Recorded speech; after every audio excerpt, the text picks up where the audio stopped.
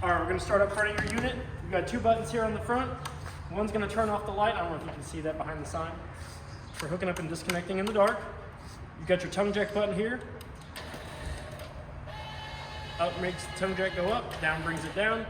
You've got behind that, you've got your propane cylinders here. Two 20-pound tanks that are underneath this black cover here. I'm gonna go ahead and remove this. They are fed into the unit with an even flow regulator. This will go from red to green once you've got your tanks open, which this one's open so you can see that it's green. You've got an arrow on the side here, that's for your convenience to show you which tank you're currently drawing from.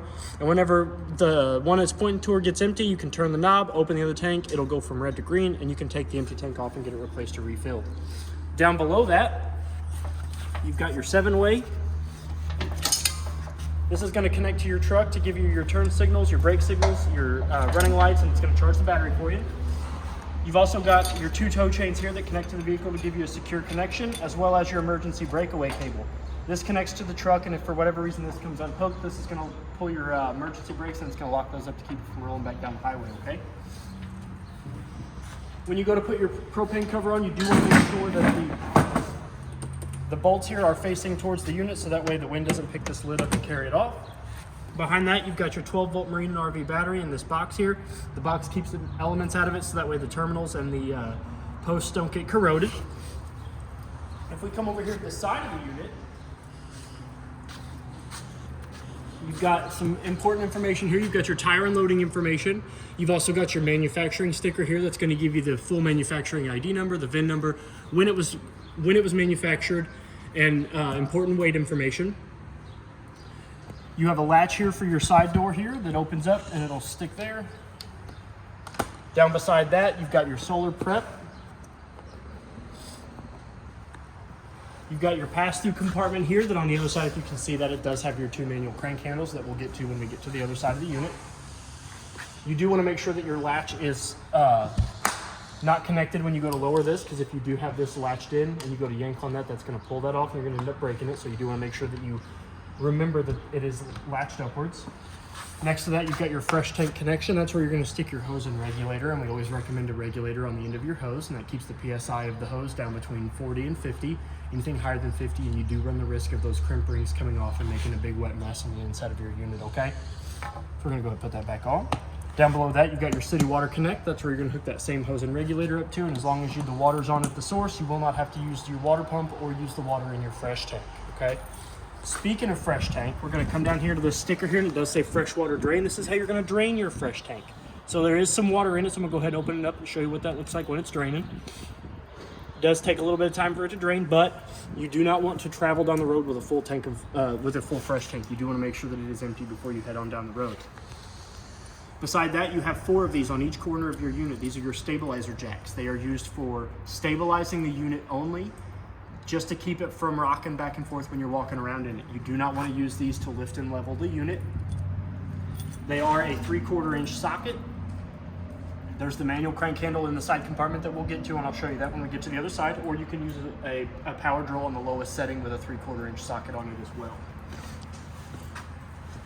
We're going to come back here to the back. You have 2 tires on this side. They have been, the PSI in them has been checked. They're sitting anywhere between 60 and 65 PSI. The tire says 65. So you want them kind of closer to the 65 PSI range, but that 5 PSI difference isn't really going to make a big difference. You just don't want to let it get below 60 and no higher than 65. The lugs on them have been checked. They are torqued at 100 foot-pounds as per the side of the sticker there. And then up above the tires, you do have your outside showers. So they will unlock with the 751 key that is going to be on your key ring. It's going to look like a little metal key with no plastic head on it. So we're going to go ahead and open that up. If we open it up, you do have your shower head there on a hose. That'll come out. You can stick it here if you want to go hands-free. And then you've got hot on the left and cold on the right. You do want to make sure that when you're traveling that you do have it coiled up properly instead of just stuffed in there. It'll tuck up underneath the handles, and there is no latch to keep this closed, so you will have to lock it and unlock it in order for you to keep this hatch closed, okay? We're going to go ahead and lock that back up.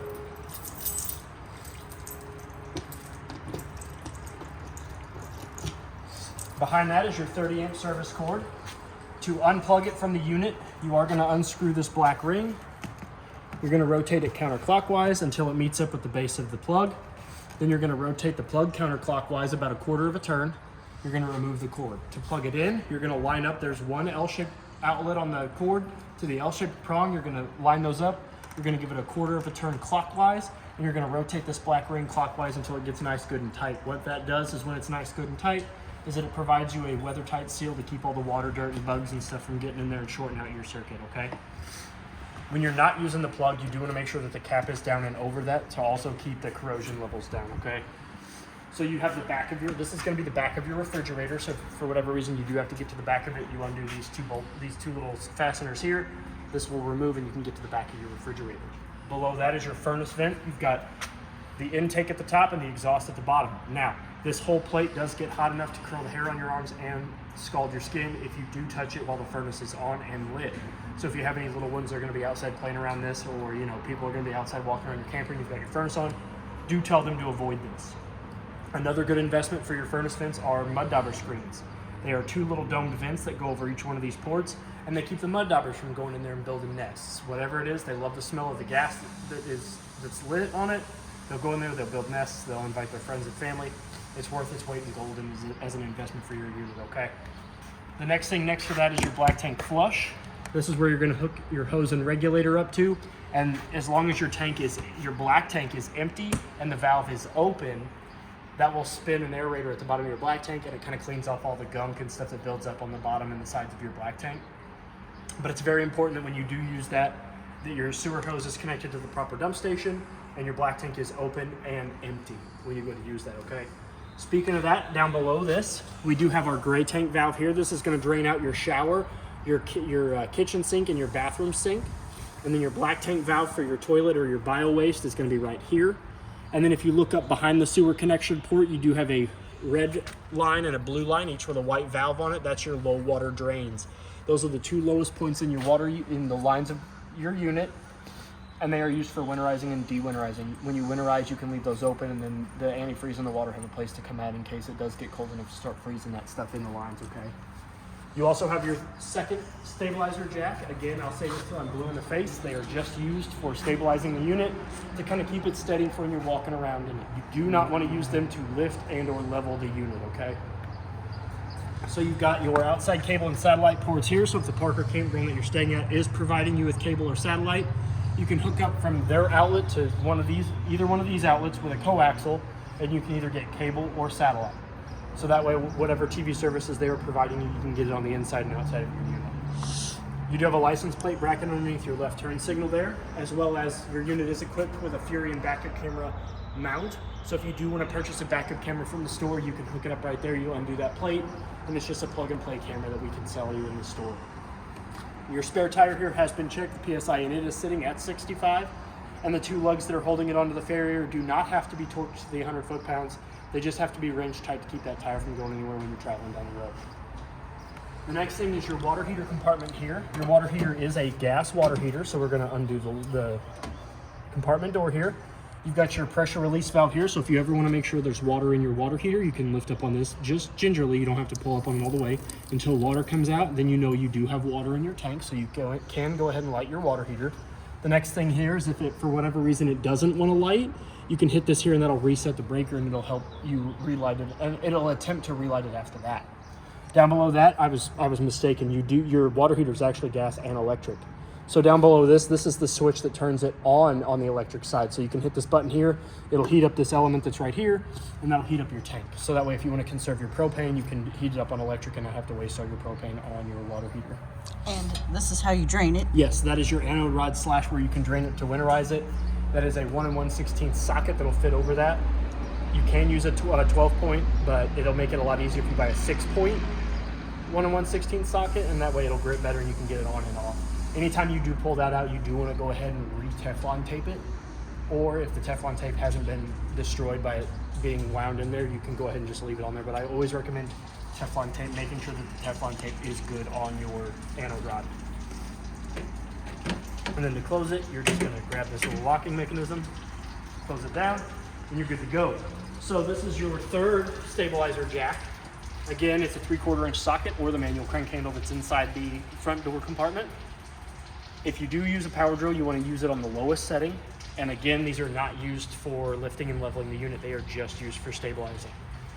Down below that, next to it, you do have your LP Quick Connect. And as you can see, I'm going to go ahead and show you. That's what a mud dauber nest looks like. So they love the smell of gas. So anytime there's anywhere where gas can come out, they're going to go in there and they're going to build a nest. But that's what a mud dauber nest looks like. So we're going to have to pull this out. Hopefully there's not one living in there. So this is what your LP Quick Connect looks like. So if you have an outside grill or anything else that runs off of the propane, you're going to stick the male, you're going to push back, you're going to reveal the ball bearings. So you're going to stick the male end of the Quick Connect hose in there. It's going to come flush. You're going to give it a gentle tug to make sure it's in there secure. And then to get the flow of gas going from the tanks to the Quick Connect, you're going to take this valve here. You're going to spin it forward, which is also going to lock this from being engaged. And then you should have a flow of gas from your tanks through the unit out this Quick Connect port. What this also does is it keeps this from coming disconnected too. I don't know if I've already said that, but it also keeps your plug from coming out when you're using it. And then when you're done, you put that blue thing back in, Yes. so it does just what it did. The mud daubers do not build a nest in your connection. Yep. No, but I'm gonna let that, I'll do that in a second. There is a mud dauber in there. I saw him almost come out at me. The tires on this side have been torqued.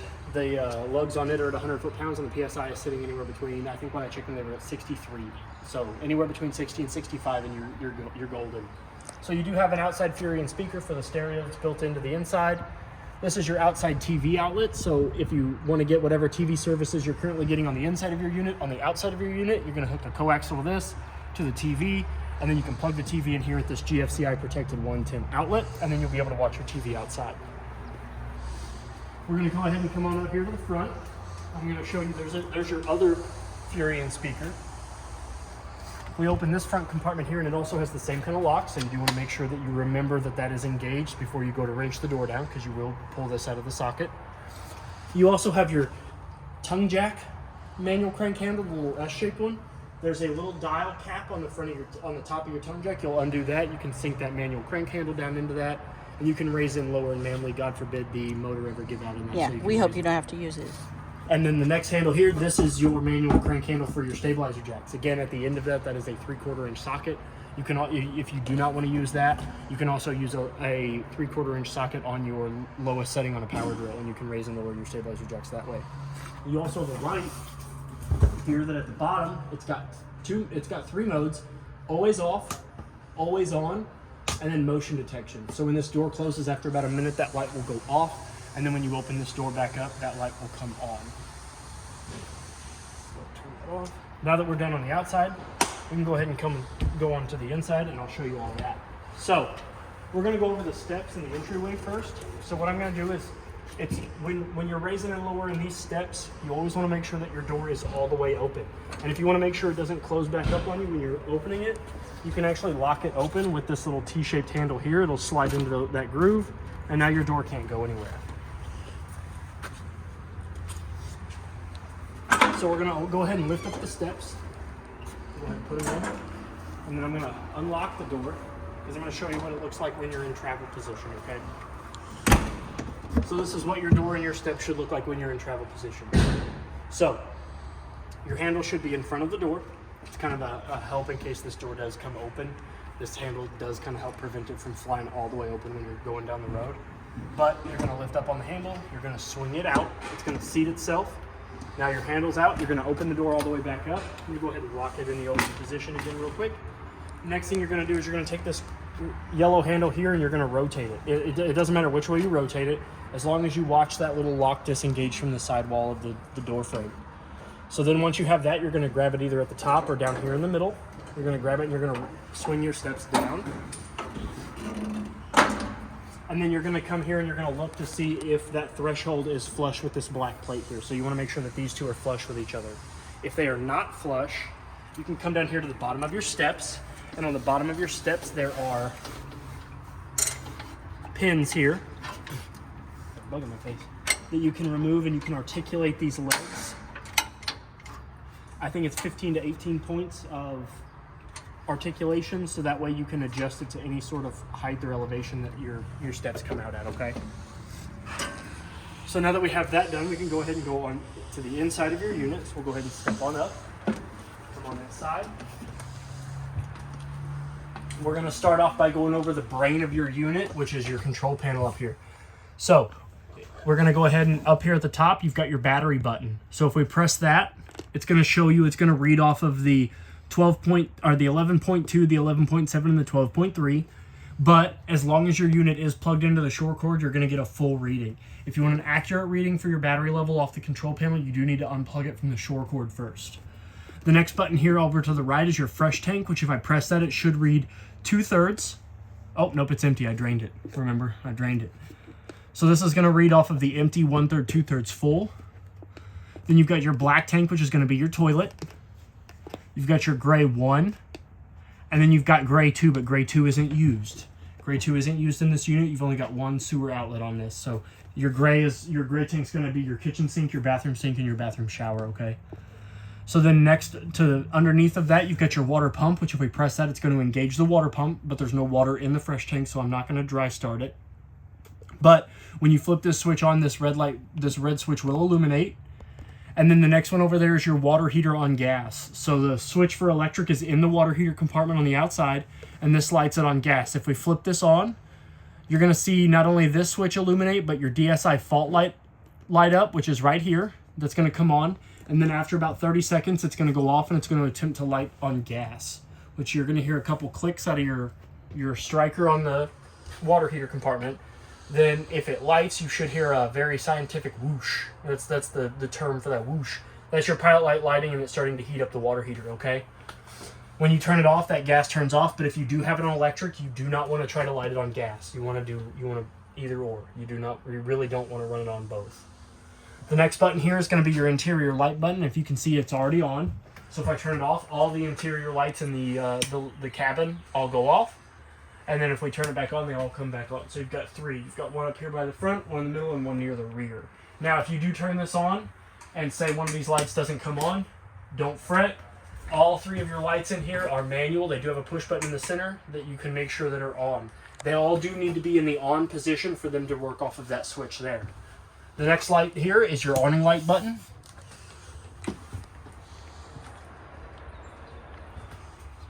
And then you also have one more button down here, which is your awning button. So you have awning in and awning out. So if I hit the awning out button, I'm not going to run it all the way out, but is the door in the way on that side? No, you're good. It's a little wet, so it might rain. I'm not going to run it all the way out because there is a camper next to me, but I am going to go over the arms on the bottom of your awning. I know that's a weird sentence, but... So if you look down on the bottom arms, you've got a silver and black arm on each side of your awning arms.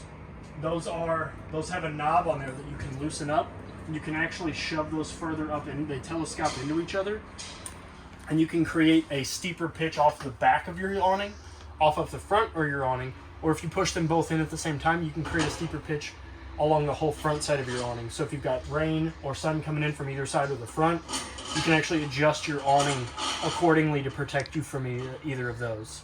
But when you are ready to bring your awning in, you do want to make sure that they are back in the default position for them to come in properly and go back out properly.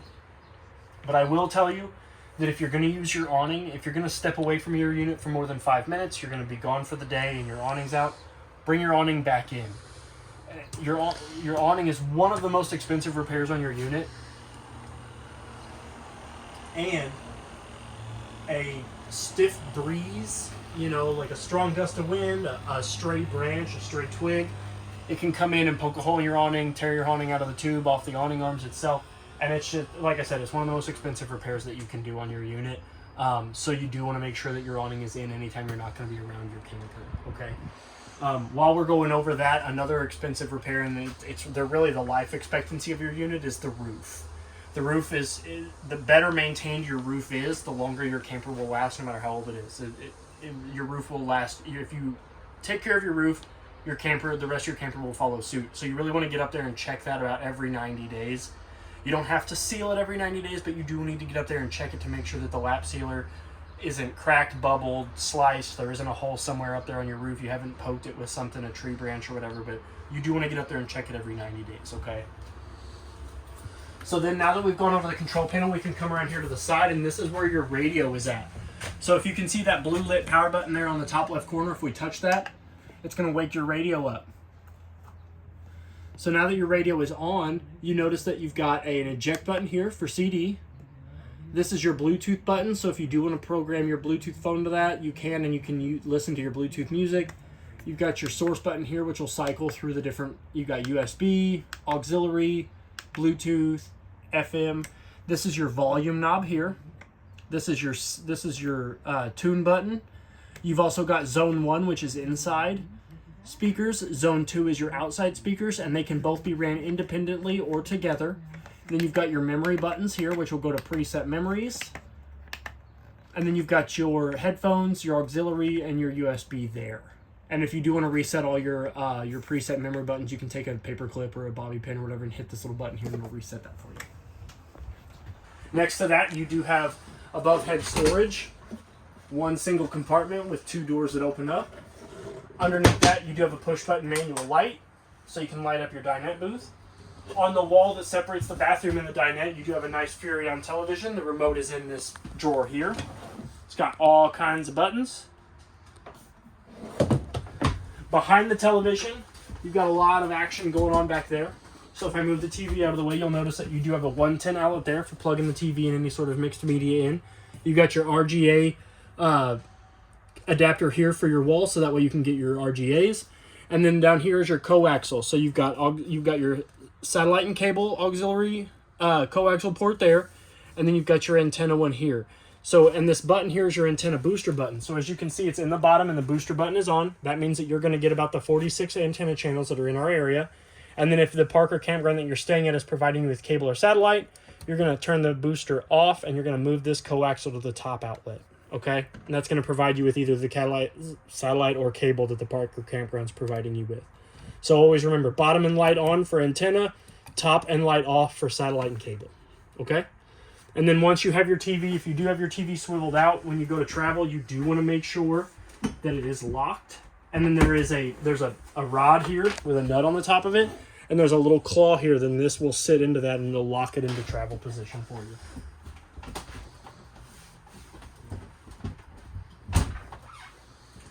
Your dinette booth seating does convert into a bed, so what you're going to do is you're going to lift up this tabletop.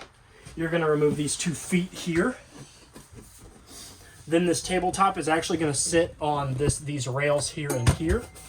And then your cushions, the 2 center cushions, the seat cushions will move inward to lay over the top of this. And then these 2 cushions will lay flat, and you'll have another sleeping spot here as well. So that way you have your master bed, you have this sleeping spot, and then your couch actually turns into another bed, and we'll get to that when we go into it, when we get over there. You also have 2 pull-out storage doors underneath each one of the booths. So this one's over here, and they go pretty far out. And then you've got one on this side as well.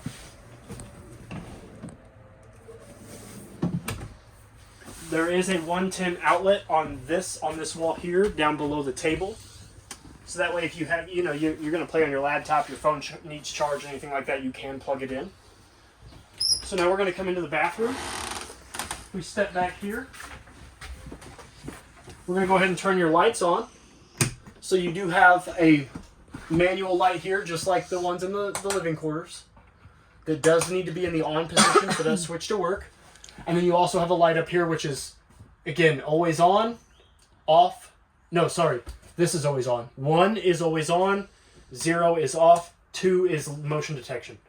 So if you come in, you have it on motion detection, you come in here, it'll pick it up, and you don't have to worry about turning your light on if you're in a hurry. Medicine cabinet above the sink. Safety back glass, so you don't have to worry about it shattering and getting all over the place. Your sink with hot on the left and cold on the right, with a stopper that just sits nicely in the sink. You've got your master GFCI outlet here with the test and reset feature. Under sink storage / access to the P-trap. Your water pump and water heater are actually behind this panel here. It takes a size 2 square head bit for these 4 screws. You can remove this panel. That's how you're going to get to your water pump to winterize the unit and to turn them both into bypass, okay? Your toilet here is a Dometic 2-portion valve toilet, so if you put your foot halfway down, water fills the bowl, and then if you floor it, it goes to the black tank where it belongs. Your shower has hot on the left and cold on the right. The feed all the way up into the shower head that's got a modal knob here, so you can turn it on from sprayer to shower to I think it's got 3 different features. Yeah, it says it right there. Off is all the way here. Oh, it's just off and on. So off, off, and then on is in the center. Your doors here do slide and meet in the middle. You've got plenty of cabinet space here for your towels and all that good stuff, as well as a skylight so you can shower in the beauty of nature if you want. And then above us, if it gets real stinky in here, you can open this up, turn it clockwise to open it up, and then you can turn the fan on. Suck all that stinky out. Now, you do not have a max air cover over this, so if you do open this up, just make sure it's not raining or you do plan on getting wet while you're sitting in here on the toilet. And back to those doors, you do want those in locked for travel. Yes, you do want those in locked position. And then that'll stay closed. Go ahead and turn that off. Now we're going to come back through this way. We're going to turn that modal light off.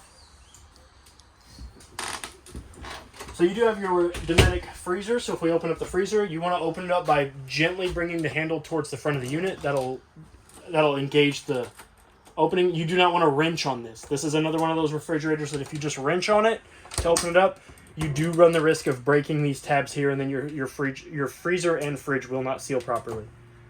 So up here at the top, you do have your automatic temperature control. So you've got on and off. This will actually turn your refrigerator on and off. So right now it's off. I turned it off. It'll beep. Now it's on. Now it's also going to run on auto. So this, if it's in auto, it will automatically detect whether the unit is plugged in or not. And if it's plugged in, it'll run off electricity. If it's not plugged in, it'll run off your propane. And then you can turn the auto off by clicking that, and then it'll run off gas. But we're going to go ahead and turn it back off. We're going to go ahead and turn it back to auto, so that way when you do have it, you can plug it in and it'll automatically turn on. And then in your fridge, nice big heavy fridge. You've got your fins back here, and this little wire here, that's your temperature control. If you can see the little diagram there on the wall, the higher that little guy is in those fins, the colder your temperature in your refrigerator will be. The lower that little guy is, the warmer your refrigerator will get. So now that we're done with that, you've got your furnace behind this vent here. So majority of your heat's going to come out of there. We're going to move on to your kitchenette. You've got a glass spin top microwave up here, just like the one at home with all the same features and functions. You've got your range light here, so you're not cooking in the dark, and then your range fan, which vents out to the ceiling up top. Because everyone wants to camp with their fans. Yes. Next is your stove. So in order to light your stove top, you're going to push in. You're going to turn to light. You're going to hear gas escaping. And you're going to turn this dial here. You're going to hold that for a second so that thermocouple gets nice, good, and hot. If you don't, you run the risk of it going out and you have to start all over again. Then once you get it, you can turn it to high. You can let it go. And then now once you have one lit, the other two should be no problem. I say that, and now look, it's going to cause me grief. It heard you talking.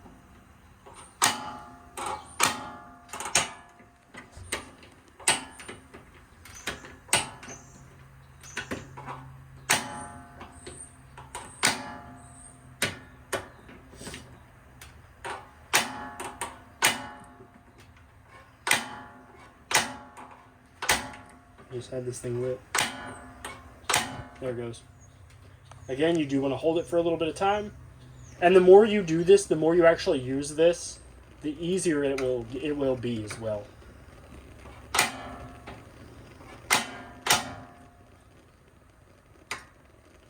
And then once you're ready to turn them off, you just rotate the handle back to off.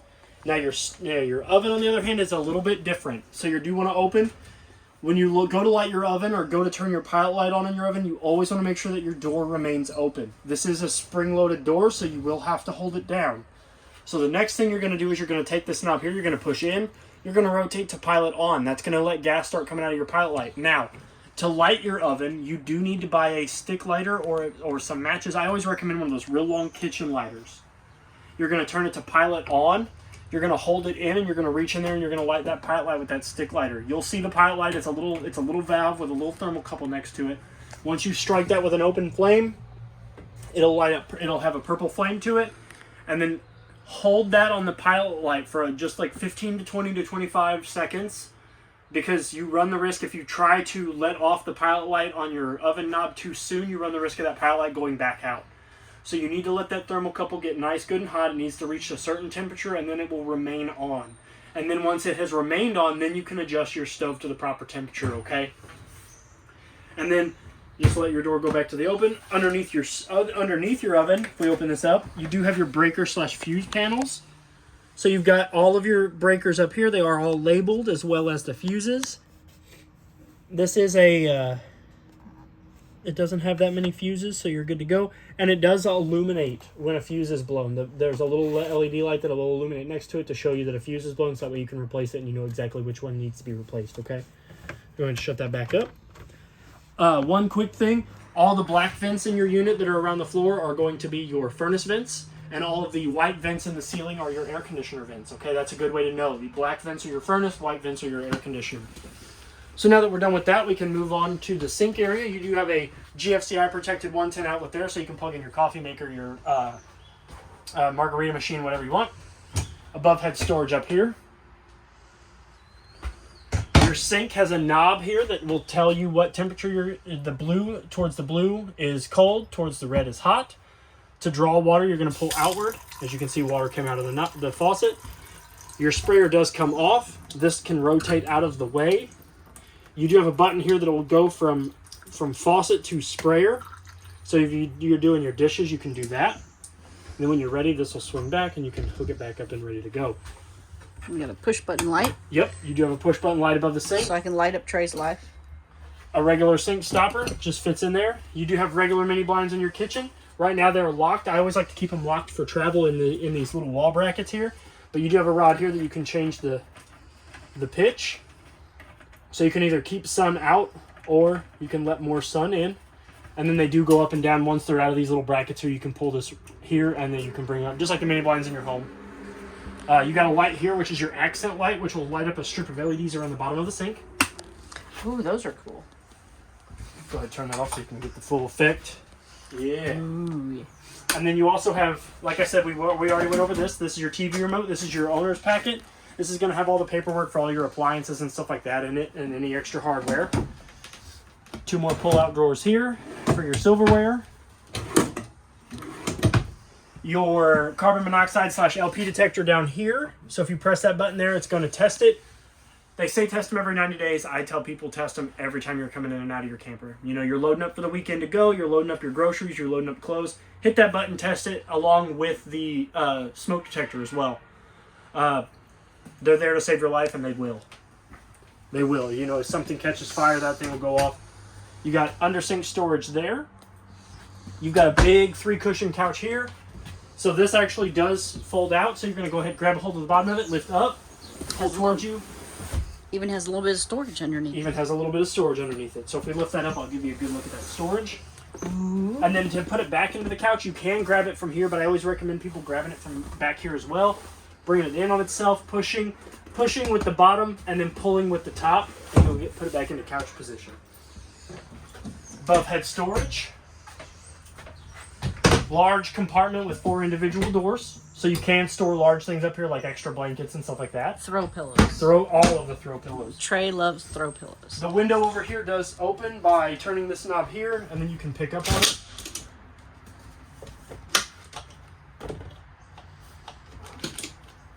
Oh, pulled it out of the track. Look at me go. That's what that keeps it open. So hang on. I broke it. I'm just saying I didn't break it. It has little catches. Yep.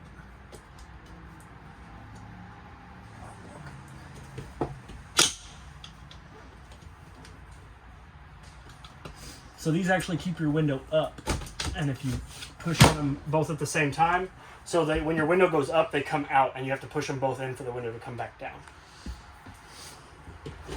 Pull down blinds, which if those ever come loose, so this window has them, and the window above the dinette has them. If they ever come loose, you actually have 2 little bobbins down on either side of the window frame. You can undo that screw and actually rotate those, and that'll put tension on this string. And the more tension is on this string, the harder the tension is to pull these up and down. So if those ever come loose to where they're just like dangling and they just keep falling, undo these 2 screws, kind of rotate them a little bit, and then you should be able to pull that up and down with ease. So next we're going to go over your Domestic thermostat. So if we're going to wake it up from sleep position, so you've got the mode button. So if we hit that again, we're going to go into fan control. Right now it's set to auto, so you can adjust it from auto to high to low.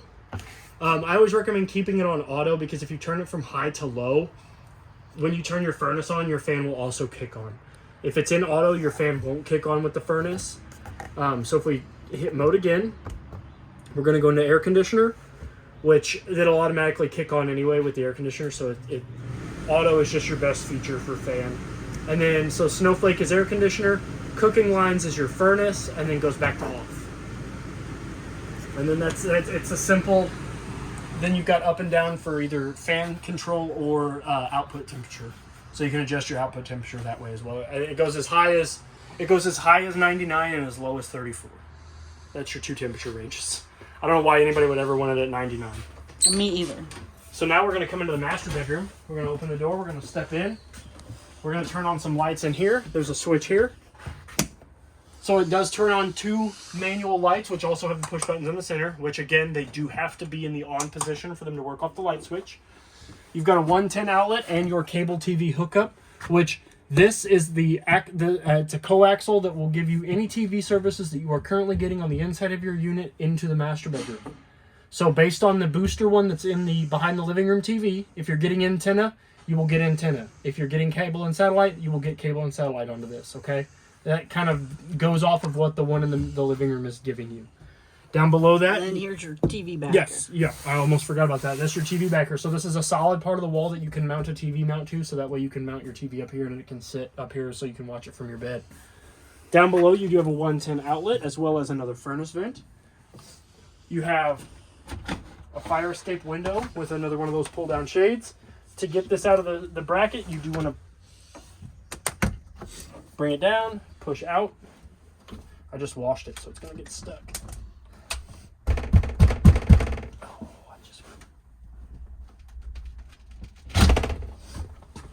So you do push out, and then you can actually rest this bracket here in the windowsill so you can open your window. And then if for whatever reason you do need to get out of your unit, you can actually push this whole thing outward, which will leave that hinged there, and then you can pull your screen and you can get out feet first. And then to close it again, you pull this back in, and then you rest that handle back up in its saddle. So on either side of the bed, you do have 110 outlets down there close to the floor, as well as USB ports that are pulling enough voltage to charge your phones. They're pulling about 5.12 volts. And then you also have little carpeted nightstand areas. So if you do have a CPAP machine, alarm clock, phone charger, anything like that, you do have areas that you can put those. On either side of the master bed, you do have a closeted area that has a rack so you can hang up your clothes, as well as above head storage. This should be one large compartment again, just like the one above the other bed, or the other couch, so you can store throw pillows up there if you really want to. You've got 2 lights up above the head of the bed, so that way if somebody wants to read and somebody wants to sleep, you're not arguing over that. And then there is storage underneath the bed. So if we lift up the bed frame, it is gas supported, and you do have storage up underneath the bed, okay? Almost got my fingers. You also have a vent in here, no fan, just a vent. So, if you're, he's in bed sleeping and he is like me and he stinks. You can open this up and you can air out your master bedroom. Last thing I want to go over, 2 things I want to go over. You do have a smoke detector up above the entryway here, which again, like I said, you do want to test. They say every 90 days, but I like to tell people do it every time you go to use your camper. And then your air conditioner is the last thing I want to go over. So it has a filter up behind this screen here. You pop this down, and it's got a filter up there. So you can pull that filter down, and you can wash it. You can wash it while you're camping. You pull it down, you run it under some water, you go outside, you shake it off, you let it get nice, good, and dry, you can put it back up there. The cleaner that is, the colder your air conditioner will work, because that's what's it's filtering out the air. So the air's going up through it and then coming out cold. So the cleaner that is, the better your air conditioner will work, okay? I think that pretty much covers everything. If you have any questions, please feel free to reach out to me here. My name is Trey at Parkland RV. Happy camping and good luck. Thank you.